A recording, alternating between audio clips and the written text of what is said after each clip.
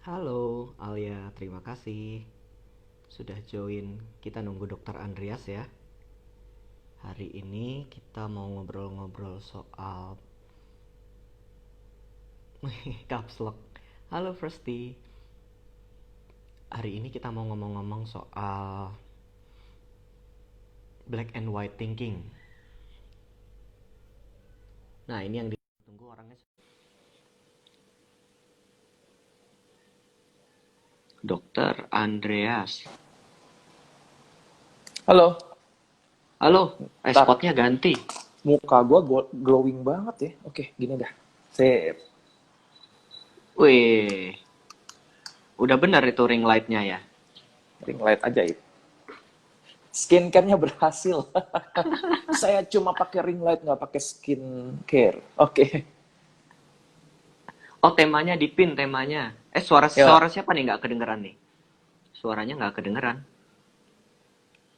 Suara saya apakah terdengar? sedengar Suara sih. Dokter Andreas terdengar? Hmm, Kedengeran kan ya? Oh ya beneran. udah. Hmm. Kita akan ngobrol. Dok, kok jerawatan? Ya nggak apa-apa. Jerawat Saya itu nggak baik. apa-apa. Mm-mm. Ntar kalau nggak bisa jerawatan lagi bingung loh. Jerawat adalah hak semua manusia. Iya. Oke, black and Ini. white thinking. Nah, Ngomongnya dari mana nih black and oke. white thinking nih? Dari harusnya lu Nom- pakai baju putih ya, lu kan pakai baju hitam ya. Apa gue ganti baju dulu nih? Baju hari ini disponsori oleh Ibunda. Kamu terlahir untuk berdaya. Oke, Baju jadi gue kita sponsori Shopee 30.000 Oke. diskon. Kita mulai tentang ini ya, black and white thinking ya. Jadi kenapa kita tiba-tiba ngebahas tentang black and white thinking? Sebenarnya ini Karena berdasarkan dari waktu pembicaraan kita yang kemarin kan kita sempat ngebahas tentang film ya, tentang movie dan tentang game kayak gitu. Terus kita ada melihat dari poin-poin yang teman-teman dari chat ini. Jadi ketika teman-teman nulisnya di kolom komen itu kami memperhatikan satu persatu. Mungkin tidak kami berikan respon, tapi dalam hati itu kami terima benar-benar. lalu Termasuk kami kami omongin lihat di belakang. kami omongin di belakang. Terus, oke. Okay. Jadi ketika kita kemarin melihat kok ada banyak pembicaraan yang mengarah ke black and white thinking. Apa tuh black and white thinking? Nah, itu adalah kayak seolah kita melihat sesuatu itu sesuatu cuma antara buruk dan baik, hitam atau putih. Misalnya kemarin ya waktu kita bahas tentang game, ada yang bilang tentang, "Dok, gimana caranya supaya nggak main game?" gitu. Jadi kesannya kayak game itu adalah hitam, buruk. Terus pengennya supaya gimana supaya saya rajin baca, seolah-olah baca itu putih kayak gitu. Lampunya mantul dari kaca. Oke, saya gini ya. Oke. Atau mungkin saya akan minta bantuan untuk lampunya agak di Redupin, bantuan redupin. kepada redupin. Pakai mode kedua yang agak-agak nggak terlalu terang. Oke. Oke, jadi kita akan bahas tentang black and white thinking itu ya. Jadi udah gini, yang kedua aja kayaknya oke tadi deh, yang orange. Sip. Oke, gini aja kali ya. Nah, lebih alamiah ini. Nah, ini mantep nih. Oke. So, oke, black and white thinking itu salah satu fenomena yang sering kita temukan ya. Jadi kalau misalnya teman-teman ngerasa kayak, enggak kok, gue kayaknya nggak pernah black and white thinking. Nah, bahkan gini, ketika kita ngomong sesuatu yang sifatnya absolute statement, misalnya, aduh dia tuh selalu seperti ini. Gue tuh nggak pernah dihargain. Gue tuh selalu begini. Nah, gimana pendapat Dr. Jimmy tentang absolute statement seperti itu? Tentang always, tentang never. Nah ini, kalau kita mau jujur, ada nggak sih yang sebenarnya selalu ya? Kamu selalu ngecewain aku. Lah kalau dia selalu ngecewain kamu, kenapa kamu masih ngobrol sama dia? Hmm. Aku nggak pernah gitu. Masa sih nggak pernah?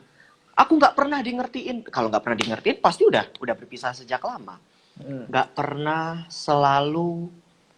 Itu seringkali kita hanya gunakan karena kategorisasi aja. Manusia itu memang suka mengkategorisasi ya. Baik, buruk, hitam, putih, selalu, nggak pernah. Dan kategorisasinya seringkali ekstrim. Em, Awalnya mungkin itu mempermudah cara pikir kita ya. Oh, orang ini baik gitu. Atau orang ini buruk, orang ini ngerti saya, orang ini nggak ngerti saya. Problemnya kadang manusia kan nggak sevivid itu ya bedanya ya. Hmm. Dia orang baik, dia orang buruk, dia selalu ngertiin, dia nggak pernah ngertiin. Hmm, Kayaknya nggak ada yang selalu ngertiin atau dia nggak pernah ngertiin ya. Rata-rata kita ada di ya jarang ngertiin atau ya sering ngertiin atau kadang ngertiin kadang enggak gitu. Kalau kata Yes. selalu digunakan itu mempermudah kita mengkategorisasi pikiran, tapi sebenarnya nggak terlalu membantu kalau menurut saya, Dok. Dok lagi, nggak terlalu membantu menurut gue, Bro, buat cara Oke, berpikir nah, yang sehat. Mm-mm. yes, saya setuju banget. Jadi, nah sekarang kenapa sih otak manusia bisa tadi langsung otomatis berpikir kayak, udah nih selalu, saya tuh pasti akan gagal, saya tuh selalu diabaikan. Oh, kok saya ini adalah Mas Halo, Nago, oke? Nago. Jadi sebenarnya yang terjadi itu adalah otak kita selalu berusaha untuk energy saving mode. Gimana caranya supaya kita mengambil energi yang paling ringkas, gitu kan? Karena kan terbatas ya kita kan energinya. Jadi sebisa mungkin kita bikin yang sehemat-hemat aja energinya. Nah termasuk tadi itu, ketika kita ketemu dengan orang, terus misalnya orang itu ngomong gak enak, mengecewakan kita, bisa aja sih kita berpikir bahwa, oh iya hari ini dia mengecewakan saya, tapi bukan berarti dia selalu mengecewakan saya. Mungkin kebetulan hari ini aja, mungkin harinya lagi buruk. Biasanya nggak seperti itu. Tapi itu sangat-sangat makan energi di otak. Cara paling gampang adalah, dia emang gitu, dia tuh selalu kayak gitu ke saya. Dia tuh selalu kalau saya ngomong, dia nggak pernah dengerin. Nah, itu sebenarnya terjadi ketika otak kita berusaha untuk energy saving mode. Dan tadi, seperti kata Dokter Jimmy, gawatnya adalah tidak semua hal bisa kita lakukan dengan energy saving mode. Kayak gitu. Nggak semua hal bisa dengan otomatis. Oke? Dan mungkin Dokter Jimmy juga banyak ngalamin ya kayak saya. Kita banyak ya berhadapan dengan pasien-pasien yang bermasalah dengan pasangan, dengan keluarga, semata-mata karena tadi pola pikir black and white thinking seperti itu. Kayak Bener gitu. banget loh. Cuma gara-gara kata-kata selalu nggak pernah yang sebenarnya waktu dia ngucapin juga nggak sepenuhnya disadari. Asal kayak throw hot potato gitu loh, ngelempar kentang panas, terus ketangkep gitu. Padahal Hmm. sebenarnya dia nggak sepenuhnya memaknai kalimat tadi, cuma ngelempar emosinya aja. Yang kebetulan terpolarisasi jadi black and white thinking. Nggak kebetulan sih sebenarnya ya. Yang terpolarisasi jadi black and white thinking. Yang akhirnya jadi masalah baru dan merembet kemana-mana karena pasti kalau pasangan dibegitukan, diselalukan, kamu nggak pernah, rata-rata orang kan akhirnya defense ya, membela dirinya. Oh Hmm. enggak kok, wah, terus akhirnya hitung-hitungan tuh, hitung-hitungan kebaikanku dan keburukanmu masing-masing ya. Hmm. Kan jadi malah circling di masalah yang tadinya nggak ada dan nggak perlu. Oke. Ini karena banyak yang nanya, ntar di-save nggak dok live-nya? Yes, ntar di-save oleh Dokter Jimmy. Di Dan save mungkin karena karena nggak bisa. teman-teman, ya, banyak yang akan persiapan untuk buka puasa ya, kita akan selesai sekitar jam, ya pas jam-jam buka puasa kok. Ya ini anggap aja untuk ngabuburit gitu ya, kita sambil menunggu waktu.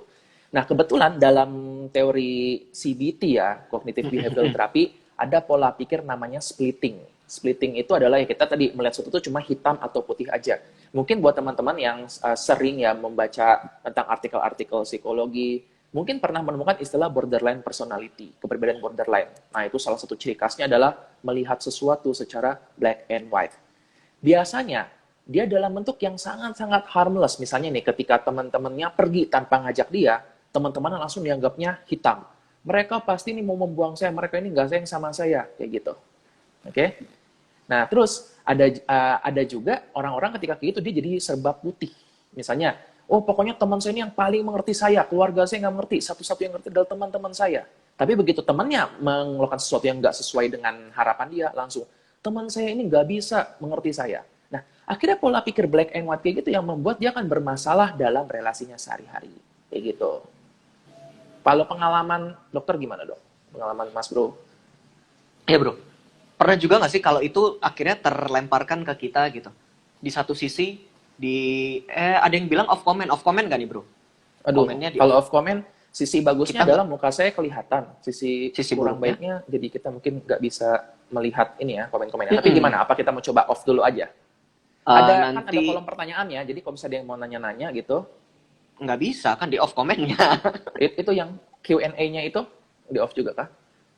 Em, kita akan bicara soal fitur nanti belakangan ya bro, karena seriously gue nggak tahu yang mana pencetannya. Oke. Oke, sementara nggak apa-apa ya, kita Oh, komenkan akan kita ini. Gimana? Voting nih, Hmm, off atau ya off aja ya. off aja, oke, off dulu ya. Nanti Maaf ya teman-teman, ketika kita off dulu. ketika penjelasannya selesai, kita akan buka lagi kok buat ngobrol-ngobrol ya. Hmm. Oke, coba off Ntar, aja. Kali ini kita coba off ya, ntar kita lihat bagaimana. Oke? nah ini Sip. udah. Oke, off comment. Sip, Muka sip, sip. gua kelihatan, bro. Mantap banget. Oke. Wih, ganteng banget. So, Ganteng banget. Pernah gak sih akhirnya gue ngeliat muka sendiri jadi nggak konsen ya. Oke, tolong dilanjutkan dulu. akhirnya yang splitting itu kenanya ke kita. Maksudnya di Hmm. satu sisi dia akan muji-muji banget, dokter itu dokter yang terbaik di dunia, nggak ada dokter yang kayak dokter emang paling pengertian. Ntar begitu ada yang dianggap miss sedikit, kalimatnya bisa berubah 180 derajat. Dokter ini dokter paling payah, nggak ngerti. Saya menyesal pergi ke dokter, saya menyesal pernah muji-muji dokter. Nanti kalau ada kejadian yang lain lagi, responnya akan 180 derajat berbeda. Lo pernah kayak gitu nggak sih, bro? Yes, pernah banget. Waktu itu yang pernah saya tangani, kami mungkin akan ceritakan tentang pengalaman dengan pasien, tapi kami tidak membongkar rahasia medis ya. Kami hanya belajar dari pengalaman. Kami nggak akan sebutkan namanya atau sebutkan mungkin usianya. Kasus yang pernah saya tangani adalah menghadapi seorang anak dengan borderline. Jadi waktu awal-awal ngobrol itu dengan saya, dia melihat saya itu serba putih. Kayak, wah ini adalah dokter yang paling ngertiin saya nih. Orang tua saya nggak ngertiin. Ini pokoknya dokter ini yang paling oke, the best gitu menurut dia. Dia secara nyata ngomong seperti itu. Tapi ada satu momen di mana ketika dia waktu itu bertengkar dengan orang tuanya di ruang klinik, akhirnya saya menenangkan dengan ketok-ketok meja waktu itu. Oke, saya bilang, oke, saya yang ambil kendali. Semuanya sekarang tenang dulu. Action saya kayak gitu, langsung dianggapnya, oh dokter ini nggak ngertiin saya.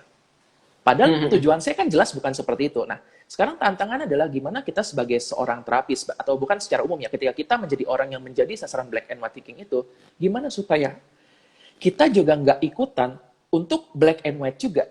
Kita nggak langsung berpikir bahwa, aduh, ini orang rese nih, ini orang nggak menghargai saya. Ingat, kita akan banyak belajar bahwa di antara black and white ada gray area, ada zona abu-abu, kayak gitu. Nah, itulah yang kita perlukan sebenarnya. Gimana cara kita untuk menyadari bahwa ada kok zona abu-abu. Segala sesuatu itu nggak harus hitam dan putih. Kalau nggak salah, mungkin teman-teman yang nonton di ini ya di IG story saya ada menyebutkan kalau misalnya teman-teman mau join ini dan bahkan nggak bisa ikut sampai habis, nggak apa-apa, cukup sekedar nonton, mampir, itu kan zona abu-abu juga gitu kan. Habis itu bisa nonton lagi di IG Sevan-nya kayak gitu. Tapi pola pikir yang black and white itu berbahaya. Kita bisa berpikir, ah udahlah, saya nggak akan bisa nonton sampai selesai, ngapain saya nonton? Nah, karena segala sesuatu tuh kalau nggak, wah ini nggak bakal bisa, ini black deh gitu, nggak usah saya kerjain, karena kerjaan itu harus white. Nah, itulah yang jadi berbahayanya, kayak gitu. Seakan kalau enggak iya, berarti enggak sama sekali. Kayak enggak ada Hmm. pilihan lain begitu. Dan kalau kita mau ngelihat di kehidupan sehari-hari, akhirnya pola-pola pikir ini bisa menjebak kita dalam perilaku-perilaku yang cenderung ekstrim. Misalnya, gue nggak besok mau ujian, terus kayaknya kok nggak bisa nih, udah telat belajar, ya udah nggak usah belajar sama sekali. Atau tugas gitu, Hmm. akhirnya tugasnya nggak dikerjain sama sekali. Seakan kalau kita nggak sempurna, berarti ya hancur sekalian gitu. Dan kalau ini dikonstruksikan ke pribadi, kalau saya gagal, kalau saya tidak berhasil, maka saya orang yang gagal gitu. Kayak nggak ada yang di tengah. Itu kan Yes. mengganggu persepsi kita terhadap diri kita sendiri, mengganggu bahkan perilaku kita yang seharusnya bisa digunakan untuk progressing. Ya emang Hmm. kenapa kalau belajar belajar kemudian separuh dan hasilnya nilainya 50? Ya kan nggak apa-apa. Daripada 30, daripada kita tidak Yes. mengusahakan, Hmm. akhirnya karena black and white thinking itu kita menganggap kalau nggak nilai bagus sempurna A, berarti E ya nggak apa-apa. Padahal masih ada B, masih ada C, masih ada D, masih ada Oke. kita progres. Itu kan perlu diamati ya teman-teman ya. Betul banget, Bro. Jadi Hmm. ini buat teman-teman yang baru join ya, kita lagi ngomongin tentang black and white thinking dan kita belum ngomongin tentang gimana cara memperbaikinya. Kita cuma minta teman-teman untuk menyadari dulu bahwa kita pun tanpa sadar kadang kita melakukan black and white thinking itu. Bahkan saya dan Dokter Jimmy juga kami kadang-kadang mengalami gitu juga kan ya, karena kami juga manusia. Nah, Betul. bedanya adalah kami mencoba untuk menyadari dan bagaimana caranya untuk kami ya mengatasi hal tersebut. Ini satu contoh juga dari pasien saya yang lain tentang black and white thinking-nya. Dia punya pola gini, dia sangat suka untuk belajar hal-hal baru. Dia belajar musik, misalnya main gitar, main piano, belajar bela diri. Tapi di hari di mana dia harus ujian, dia tidak akan ikut ujian tersebut. Nah, kalau ditanya kenapa, karena tadi ternyata dia memiliki pola pikir yang black and white thinking tersebut. Dia berpikir kalau dia ujian, dia harus putih, harus lulus, harus selesai. Padahal kalau kita pikir-pikir ya namanya ujian itu bukan cuma masalah lulus atau nggak lulus gitu. Jadi dia khawatir gimana kalau saya lulus tapi nilainya pas-pasan, atau lebih buruk lagi gimana kalau saya nggak lulus. Nah itu adalah zona abu-abu yang kita coba untuk sadarin. Jadi buat teman-teman, pernah nggak kita mungkin merasa kayak tadi kita menjalani sesuatu tapi akhirnya kita enggak lah, nanti misalnya kita sesuatu tuh targetnya ibaratnya ini harus perfect banget, harus serba putih semuanya. Nah itu berbahaya, itu bisa membuat kita jadi nggak melakukan hal-hal yang mau kita coba kayak gitu. Nah, terus gimana ya? Jadi gimana kira-kira cara untuk mengatasinya? Gimana bro kira-kira? Gimana bro? Gue ngutip dari ini dulu aja ya. Aduh, judul bukunya apa lagi? Gue baru nemu buku dari kesebut nggak apa-apa ya. Nggak Dari apa-apa. Gramedia. Heeh. Kan kita Rolling. kerjasama sama Gramedia, bro. Nggak Oh apa-apa. iya juga ya. Kita nulis di Gramedia. Lupa Oke. Hans Rowling apa siapa gitu nama. Ada penulisnya gitu.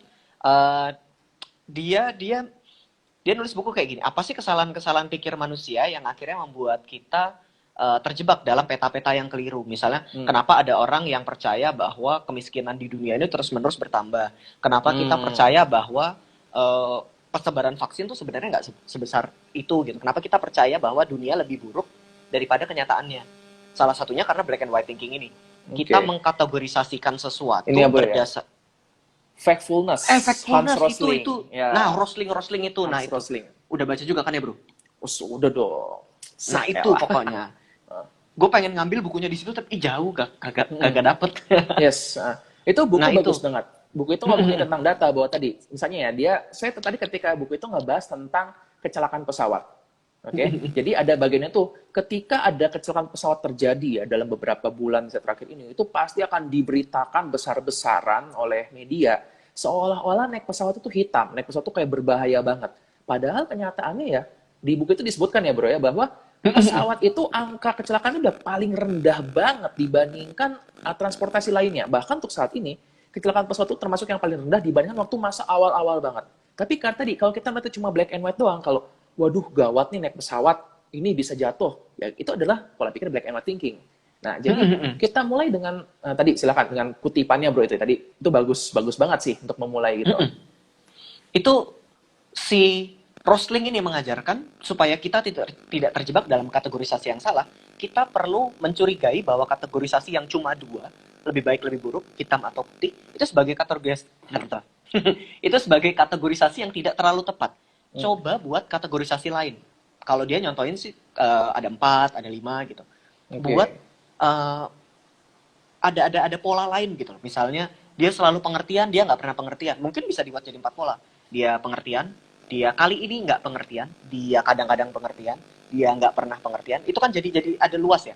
Kita jadi lebih bisa memilih, kalaupun nggak didetailkan karena manusia tetap males. Otak kalau disuruh mendeskripsikan males, maka untuk mengakomodir rasa malas, buatlah peta-peta baru. Si kategori baru selain dua tadi. Jadi kalaupun ada sesuatu, dia nggak jatuh di yang ekstrim, tapi masuk ke kategori yang agak tengah. Begitu sih, bro, yang gue tangkap dari si bukunya. Menarik akhirnya. Yes, exactly, itu benar banget. Dan semua bermulai dengan kata-kata. Tadi ya kita lagi bahas tentang black thinking buat teman-teman yang baru join, dan tadi di awal kami memulai dengan kata-kata yang merupakan gambaran atau ciri-ciri dari black and white thinking, yaitu absolute statement, pernyataan yang sifatnya absolut, selalu, tidak pernah, pasti. Nah, itu adalah pola kata-kata yang membentuk pola pikir black and white thinking. Jadi cara untuk mengatasinya adalah dengan memanipulasi kata-kata tersebut. Misalnya, ada orang yang bilang bahwa, iya dok, saya ini tidak pernah diperhatikan oleh pasangan saya. Kira-kira gimana, dok, cara untuk otak-atiknya gitu? Tidak pernah, sama sekali. Satu kali Gitu pun. kan? Karena biasanya kan bikin, ya pernah sih dok, tapi, nah itu itu tuh biasanya kayak gitu. Tapi itu udah cukup kayak gitu. Jadi kita mencoba untuk menantang dan perhatikan ya. Kami bukannya bilang enggak, kamu salah. Dia tuh merhatiin kamu. Kita nggak kayak gitu. Enggak. Yang kita lakukan adalah mengajak dia berpikir dan memunculkan itu dari pola pikiran sendiri bahwa iya sih ya, memang gitu. Dia ada saatnya dia perhatian, ada saatnya nggak perhatian. Baru dari situ kita bisa untuk diskusi lebih enak lagi gitu tentang kata-kata itu. Ya, jadi selalu, tidak pernah. Mungkin dulu itu pernah saya buat thread tentang should, statement kan tentang harus. Itu pun juga bisa berbahaya juga gini. Betul. Walaupun kesannya ada beberapa yang bagus ya, kayak misalnya saya harus bernafas, itu kan bagus gitu Ya kan. benar. Tapi ada beberapa yang sebenarnya tuh walaupun kesannya harmless tapi bisa mengganggu. Contohnya kayak saya harus buang sampah pada tempatnya. Kan kesannya baik-baik aja. Tapi gimana seandainya kamu nggak nemuin tempat sampah saat itu? Kamu akan jadi kesel, akan jadi marah-marah, nyalah-nyalahin orang. Kenapa sih nggak ada tempat sampah di sini? Padahal kita bisa aja, ya udah kita simpen dulu aja, misalnya taruh dalam kantong plastik. Jadi lihat kalau misalnya begitu tempat sampah baru kita buang. Nah, jadi kata-katamu, perhatikanlah kata-katamu tadi yang selalu, tidak pernah, terus pasti, terus ya yang jenis-jenisnya absolute statement itu. Yang kalau tadi kata Dr. Jimmy, seolah-olah tidak memberikan kesempatan untuk option lain selain option pasti iya dan pasti tidak. Pasti tidak. Gitu. Nah, ada pengalaman nggak, dok, kira-kira? Pengalaman sendiri gitu mungkin. Sorry ini bersendawa. Waduh. Nah, enak. Nah, oke, kita Oke, bersedia oke. untuk tes selama 30 detik untuk melihat Anda bersendawa, jadi tolong diberikan Tolong pembalasan ada yang lebih insight ya bermanfaat. gitu. Mm-mm, mm. Cerita-cerita lagi aja kayak. Cerita Boleh. kalau klien saya nih. Ada yang nggak bisa menerima kalau dia itu nomor dua. Kalau dia itu nggak yang pertama. Kalau dia itu dianggap lebih rendah gitu. Gua harus posisi yang paling tinggi. Gua harus top manager. Sebenarnya gue nggak ngerti top manager itu gimana. Pokoknya harus posisinya yang paling tinggi. Nah, ketika akhirnya sesuatu yang secara alamiah terjadi, yaitu kegagalan datang, kegagalan itu kan sebenarnya sesuatu yang netral ya, bro ya. Ya semua orang pasti akan gagal ya. Kita akan menghadapi yang wajar aja gagal. Cuma itu menjadi tidak dapat diterima dengan lebih realistis, dengan lebih sehat karena ada belief di belakangnya yaitu saya percaya bahwa saya harus sukses, saya selalu baik. Mungkin ini bisa sambungannya ke ini ya si fix mindsetnya siapa namanya? Penulis mindset siapa? Siapa Mindset. ya? Carol Dweck. Oh, ya itu buku yang belum saya baca, jadi silakan Anda yang bicara. Jadi Carol Dweck ini menuliskan begini. Jadi di dunia ini ada dua mindset. Namanya fixed mindset dan growth mindset. Fixed mindset adalah proses pikir atau pola pikir di mana sesuatu itu sudah jadi dan gak akan berubah. Contoh bakat gitu. Gue terlahir dengan bakat jadi sukses dan paling hebat. Maka semua yang gue jalani adalah akan menghasilkan sukses dan hebat. Begitu ada fakta lain yang menyangkal, gue nggak bisa terima. Kalau gue punya fixed mindset, gue adalah anak yang pintar misalnya. Saya adalah anak yang cerdas matematika. Lalu dapat ujian matematika yang akhirnya dapat nilai jelek. Ini bisa berbahaya karena gue akan nyalain matematikanya, gue akan menyalahkan pihak lain, gue akan mundur. Oh ternyata saya nggak pintar matematika, berarti saya nggak layak untuk hidup. Karena udah fix, itu jati dirinya. Yes. Bandingkan dengan growth mindset. Ini kan kayak black and white banget ya. Ya atau tidak sama sekali. Bandingkan dengan growth mindset. Growth mindset itu saya itu tidak mungkin saya berbakat, tapi bakat itu bukan hal yang fix, itu hal yang berkembang. Kalau saya belajar lebih keras, kalau saya berusaha lebih keras, saya akan bisa. Tapi saya juga bisa gagal. Yang membedakan growth mindset dan fixed mindset salah satunya pada saat ada ujian. Pada saat ada ulangan, anak fixed mindset akan menghindari ulangan yang mereka nggak bisa. Karena mereka menganggap itu akan mencederai jati diri mereka. Kalau akhirnya mereka nggak bisa. Anak yang punya growth mindset, kalau pas lagi ulangan, walaupun nggak bisa, ya nggak apa-apa. Ya ini yang nggak bisa aja, mari kita belajar kemudian. Kalau kita sudah punya terlanjur belief di belakang, saya harus sukses, saya pasti bisa, uh, saya akan jadi top manager, yang lain itu sebenarnya cuma penjilat, saya yang beneran bercapable. Alasannya sih kayak gitu bagus bro. Oh yang lain tuh penjilat, yang lain itu sebenarnya nggak capable tapi punya pendukung backup di belakang gitu. Tapi belief-belief itu pada akhirnya diketahui bahwa itu cuma alasan yang dibuat-buat aja, karena saya nggak bisa nerima kalau saya bukan jadi yang pertama. Udah fix gitu mindsetnya. Yang sehat itu yang growth. Kita bisa kok gagal dan nggak apa-apa, yang penting kita growing. Kita berbakat nggak berbakat ya nggak apa-apa, yang penting kerjakan bagianmu sekarang. Jadi nggak hitam atau putih lagi, bukan bisa atau tidak, bukan sukses atau gagal, tapi grow. Itu bagus banget bro bukunya. Mungkin satu dua bab awal tuh udah menggambarkan ke belakang sih, jadi gitu deh. Gue cuma baca 3 bab awal. Ini biasanya memang saya sama Dokter Jimmy kalau menyarankan buku kayak gitu, lu baca 2 bab pertama aja, itu udah merangkum isi bukunya. Jadi thank you, ini jadi masukan. Mungkin teman-teman nanti juga ketika ya baca buku itu tentang judul mindset tadi, itu bisa jadi bagus juga gitu. Yang saya mau tambahkan juga adalah begini tadi, ada kata-kata jadi yang kita perlu sadari ya, kata-kata kita itu yang menentukan mindset kita. Makanya kan namanya self-talk itu sangat-sangat penting banget. Gini, ketika kita bilang ke diri kita sendiri bahwa, aduh, gue jelek nih, terus-menerus seperti itu, maka itu akan menjadi reality bagi pikiran kita. Akhirnya ketika ada orang yang bilang, enggak kok, lu tuh good looking, kita kan anggap enggak. Sudah terjadi self-stigma itu, kita sudah keburu melakukan mental blocking. Nah, jadi fixed mindset itu mungkin tadi kalau dalam yang biasa saya jelaskan kepada klien adalah tentang mental blocking. Kita sudah keburu ngeblok, tidak ada kemungkinan untuk yang lain terjadi. Nah, ini semua itu bermula dari kata-kata kita. Jadi buat teman-teman yang misalnya punya kebiasaan ya, atau kalian menyadari bahwa kalian tuh mengeluarkan kata-kata seperti, saya ini selalu gagal, saya tidak pernah berhasil. Nah, kalau berhubungan dengan keterangan waktu, ya, tidak pernah, selalu, coba diganti dengan keterangan waktu lain. Kadang-kadang. Oke? Ya, saya kadang-kadang gagal. Saya kadang-kadang tidak berhasil. Karena ketika kita ngomong gitu, kita kan mencoba untuk mencari pembenaran. Bener nggak sih? Emang gue kadang-kadang nggak berhasil? Ada nggak sih momen yang saya sebenarnya berhasil? Dan tadi, kayak kata Dr. Jimmy tadi, pasti, apa nggak pernah sekalipun. Nah, kayak gitu. Itulah pentingnya. Dengan demikian, kita juga memperbaiki cara kita berkata-kata pada diri kita sendiri. Jadi, kata-kata itu yang sangat berbahaya kalau misalnya kita lakukan dengan salah. Yang lain lagi, ya tadi kan kita ngomong dengan selalu dan nggak pernah pasti. Pasti itu bisa kita ganti kata-kata menjadi apa? Mungkin kemungkinan kali gitu ya. Mungkin. Mungkin. Jadi misalnya, saya mau ngedaftar untuk, misalnya mau ngedaftar kerja, tapi mikir, ini mah perusahaannya gede lah, udah pasti saya bakal ditolak. Ya udah, kalau kamu udah mikir gitu, ya nggak akan kejadian, karena kamu nggak akan daftar. Tapi kamu bisa berpikir, oke, saya mau daftar ini, ada kemungkinan saya ditolak. Jadi kita akan berpikir, gimana caranya supaya mengecilkan kemungkinan agar kita nggak ditolak, gitu kan? Mungkin mempersiapkan cari latar belakang tentang pekerjaannya, kayak gitu kan, atau mungkin kita mempersiapkan diri untuk interview, kayak gitu. Nah, dalam hubungan, ini yang akan jadi banyak banget terjadi injury, karena ya tadi, kata-kata itu, yang paling seringnya, kamu tuh nggak pernah dengerin aku. Kalau aku ngomong, kamu selalu main HP. Jadi seolah-olah kayak ini HP nempel di tangan kita, terus kita kayak gini terus gitu. Padahal kan nggak selalu. Tapi kebetulan bagi orang tersebut, ya ketika masa-masa yang penting, nah itulah masa-masa ketika dia butuh full attention, ternyata mungkin pasangannya lagi megang HP dan dia merasa nggak mendapatkan attention yang full tersebut.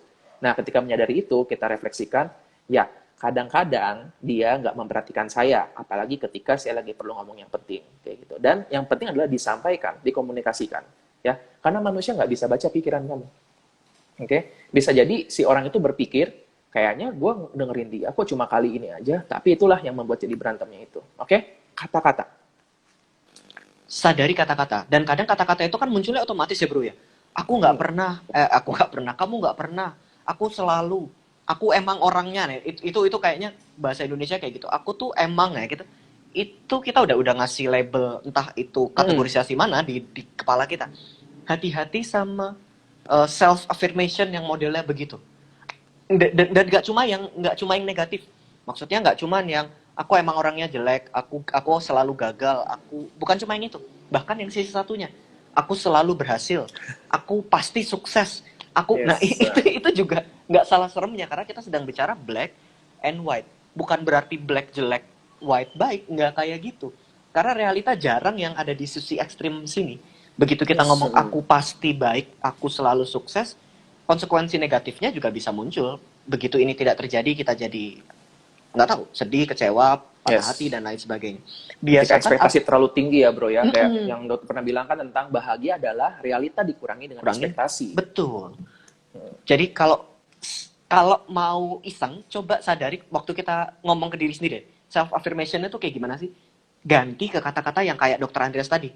Mungkin, kadang. Kalau harus gantinya gimana? Boleh bro, boleh. Harus alangkah baiknya. Gitu. Boleh sebaiknya gitu kan. Biasanya kan, ya alangkah baiknya kalau saya bisa buang sampah pada tempatnya, kok sembarang gitu. Bisa buang sampah pada tempatnya. Kalau misalnya nggak ada, ya udah tahan dulu gitu kan. Alangkah baiknya kalau saya bisa datang tepat waktu. Kalau misalnya enggak, ya udah saya berusaha sepagi mungkin dan saya akan minta maaf kepada orang tersebut. Kayak gitu. Alangkah baiknya kalau alangkah baiknya kalau misalnya kamu mendengarkan saya, kalau enggak ya tolong didengarkan gitu. Ya jadi kita lebih bisa memberikan kesempatan kayak gitu untuk adanya kemungkinan lain yang nggak cuma hitam atau putih aja. Black and white thinking itu kesannya memang harmless, tapi kalau itu berlangsung terus-menerus, itu kayak ibaratnya itu kayak kerikil dalam sepatu kita. Kecil kadang-kadang, tapi justru itulah yang membuat kita jadi capek tanpa kita sadari. Gitu. Itu yang akan membuat relationship kita akan terganggu dengan orang-orang. Kayak gitu. Keren banget gue ngomong. Anyway, saya mau bahas juga tentang soal topik ini. Komennya nyalain nggak? Komennya nyalain nggak? Tinggal beberapa menit lagi. Boleh. Buat kasih tempat teman-teman nanya. Bentar dulu bro, satu ini lagi. Saya mau ngangkat satu topik ini tentang namanya adalah kintsugi. Ya, mungkin ada yang pernah tahu tentang ini ya. Saya lagi ngebahas tentang ini di Twitter, jadi mungkin nanti saya akan cross-post juga di Instagram. Jadi buat teman-teman, tolong ya follow Instagram saya. Follow Instagram Dr. Andreas. Shameless promotion. Nah, kintsugi ini pada dasarnya adalah ini mangkuk ataupun vas ataupun gelas, pokoknya bahan-bahan pecah belah yang ketika dia itu pecah, ya Kita biasanya kan berpikir, ya inilah piring udah pecah, nggak bisa buat apa lagi, kita buang aja gitu. Tapi di Jepang, kintsugi ini adalah sebuah seni di mana kita cuma untuk memperbaiki yang rusak itu. Dan kita tahu kan sekarang nih, misalnya ada piring pecah, kita tempelin pakai lem atau pakai apa gitu, semen, akan ada bekasnya, itu akan jadi jelek. Nah, kintsugi berasal dari kata kin itu gold, emas, sugi itu repair. Jadi kita memperbaiki dengan menambahkan emas. Filosofinya adalah, kalau ada sebuah bekas luka, ada sebuah bekas kehancuran, sekalian aja bikin bagus supaya kita bisa bangga dengan hal tersebut. Karena itu bisa menceritakan. Dua gelas yang sama-sama pecah, itu tidak ada yang akan sama persis polanya. Oke, mungkin ada kayak misalnya piring atau mangkok jatuh dan berkeping-keping, bagian-bagian kecilnya nggak bisa kita temukan lagi, tapi bagian-bagian yang tersisa itu bisa kita gabungkan. Mereka kan memberikan lem, terus mungkin pakai getah, dan juga pakai bubuk antara emas atau perak, sehingga dia akan bisa menimbulkan bentuk yang bukan cuma terjadi utuh lagi, tapi juga jadi indah seperti ini, kayak gitu. Ini adalah yang kintsugi itu, dan itu filosofi yang banyak kami pakai juga dalam menangani pasien, mungkin gitu ya. Mungkin boleh sekarang boleh kita buka ininya komennya, tadi saya minta di lock dulu supaya kita bisa ngasih lihat gambarnya. Supaya gambarnya tetap kelihatan bagus. Dan muka saya bisa kelihatan dengan bagus. Oke. Iya, ini kita kembali komen. Iya. Sip. Thank you. Itu ilustrasi yang bagus banget, Bro. Itu sering banget gue pakai memang kalau ada orang-orang tapi nasi udah jadi bubur, Dok, tapi luka kan selalu meninggalkan bekas. Nah, itu tuh selalu muncul. Karena emang ya memang ada bekasnya, tapi kita bisa memilih bekasnya jadi kayak begitu, apa bekasnya jadi gimana-gimana yang lain. Oke. Mulai ada ini kan bicara tentang apa bedanya CBT dengan REBT, sama-sama behavioral therapy, sama-sama kognitif sih, itu mirip-mirip sih. BPD atau depresi bisa sembuh? Bisa, walaupun bisa. pasti butuh usaha. Kembali kita nggak mau black and white ya, kita nggak bilang bahwa bisa gitu. Bisa, asal perlu usaha, kayak gitu kan. Dan juga bukan nggak bisa, susah gitu, enggak. Ada di tengah. Oke, udah langsung follow, terima kasih. Self-affirmation yang netral, gimana dok? Kadang jadi ekstrim. Nah, bagus juga ini. Self-affirmation, gimana supaya itu, gimana supaya dalam batas yang wajar gitu ya. Mungkin kita nyenggol sedikit tentang toxic positivity ya. Jadi ada beberapa kali ya kesempatan di mana saya bilang kepada pasien tentang ini. Saya tuh di sini nggak mengajarkan untuk positive thinking. Positive thinking itu bisa bikin kita jadi lengah juga gitu. Mungkin sambil itu bro ditulis rekomen bukunya apa tadi, kayak pada nanya tentang bukunya. Oke, sambil saya ngomong ya tentang ini. Jadi kita nggak mengajarkan pasien untuk positive thinking. Apa sih bedanya positif, negatif, dan rational thinking gitu. Jadi kita biasanya kasih contohnya, misalnya kamu jalan-jalan ke mall, terus handphone kamu kecopetan di mall.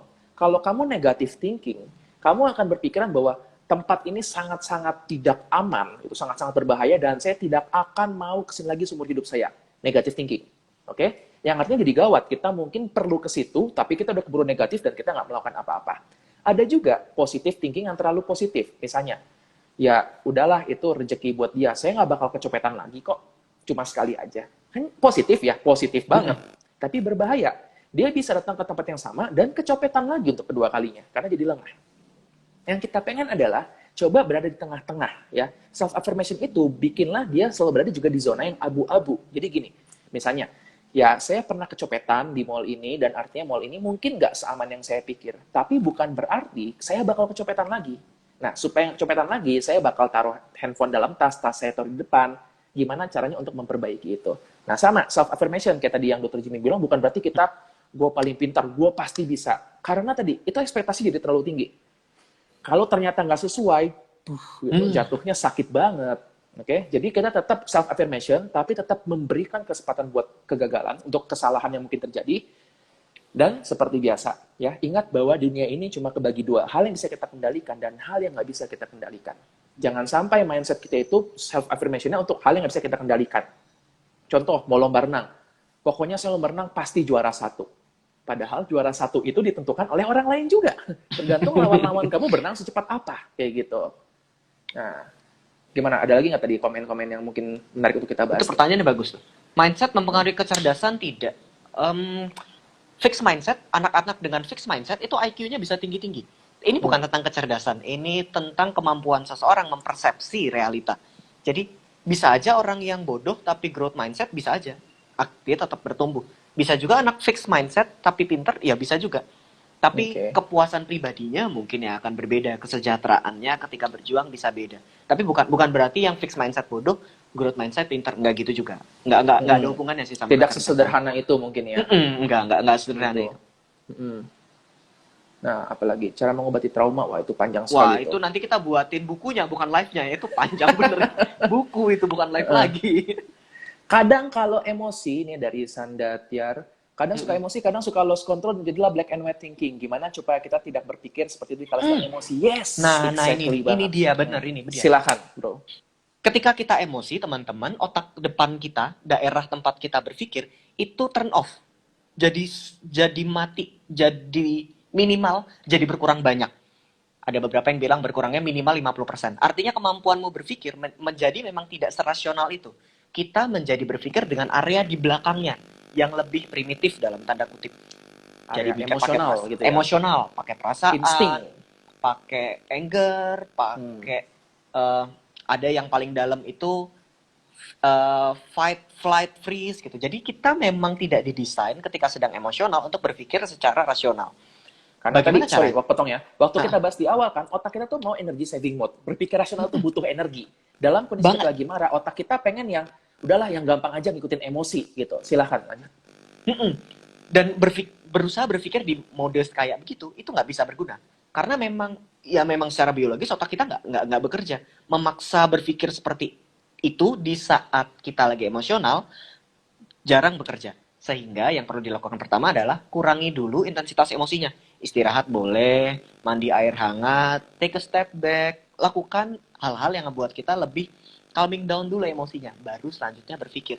Kalau kita berusaha berpikir di masa itu jadinya memang nggak cuma black and white ya, jadinya fight, jadinya flight, Hmm. jadinya freeze, nggak ada yang rasional lagi pilihannya. Yes, saya setuju banget Mm-mm. dengan itu. Kita perlu banget untuk menyadari, makanya kan, ketika yang namanya marah itu sifatnya bukan kayak switch on off, tapi dia kayak sebuah skala ya dok ya. Jadi bisa jadi dia dari marah level 1 sampai marah level 10 misalnya. Jadi kalau sudah marahnya level 10, nggak bisa dia ngapa-ngapain. Udah gitu aja. Nggak bisa. Sangat susah. Bayangin aja ada orang lagi marah-marah ngamuk-ngamuk, kamu suruh, duduk tenang yuk gitu. Nggak bakal bisa kayak gitu. Justru kita pengen menyadari ketika marah kita masih levelnya masih rendah, rendah, rendah. Nah ini, ada satu nih gadis cantik ini menyebutkan tarik nafas, hembuskan. Yes. Ketika kita misalnya lagi mulai menyadari nih, aware bahwa kita rasanya mulai nggak enak, sensasi tubuh yang berbicara, rasa tegang atau tense atau apapun, coba untuk tenang dulu, tarik nafas dan buang. Jangan merespon, jangan lakukan sesuatu yang akan kamu sesali kemudian hari. Kalau sudah keburu kejadian, yang sering kan kayak gitu ya, it's okay, kan kita nggak bisa mengubah masa lalu. Tapi saya suka mengajak untuk untuk membayangkan, misalnya kita bayangkan kita bisa mundur, bisa rewind, pakai remote-nya klik gitu kan, bisa rewind. Dan seandainya itu terjadi lagi, kira-kira apa yang bisa kamu lakukan yang lebih baik lagi? Oke? Dengan demikian, kita memang nggak mengubah masa lalu, tapi seandainya kejadian sama atau mirip-mirip berulang di masa depan, kita bisa lebih mengira-ngira, oh nanti kalau itu berulang lagi, saya akan melakukan ini, kayak gitu. Jadi, tetap ini perlu berlatih terus-menerus ya. Nggak bisa black and white thinking itu kayak kita dengan mengikuti ini kayak klik, saya langsung mikirnya abu-abu, nggak black and white lagi. Nggak bisa, tetap perlu dilatihkan. Kayak gitu. Tadi ada pertanyaan di atas bagus banget bro. Gimana caranya ngilangin negative thinking? Nah gimana tuh bro? Negative thinkingnya mau dihilangin bro. Oke, susah ya.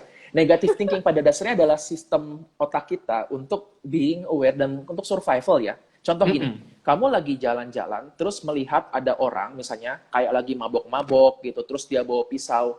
Apakah kamu perlu positive thinking dengan orang-orang seperti itu? Justru kamu sebaiknya negative thinking, ya kan? Itu kan demi keselamatan kita. Nah, yang bahaya adalah negative thinking yang tidak sesuai dengan tempatnya. Misalnya kita ada teman yang bahaya gini, teman kita misalnya senyum terus nyapa, selamat pagi, terus kita mikir, biasanya dia nggak nyapa gua nih, kok sekarang nyapa, ada apa-apanya nih. Itulah negative thinking yang berbahaya dan sebaiknya dihilangkan. Jadi negative thinking yang berlebihan dan tidak pada tempatnya. Nah, kembali, berlebihan atau enggak, itu pasti ada tiap orang berbeda-beda kadarnya gitu kan. Nah, itu gimana? Dengan komunikasi, dengan konsultasi, biasanya kita akan coba bisa mencari itu.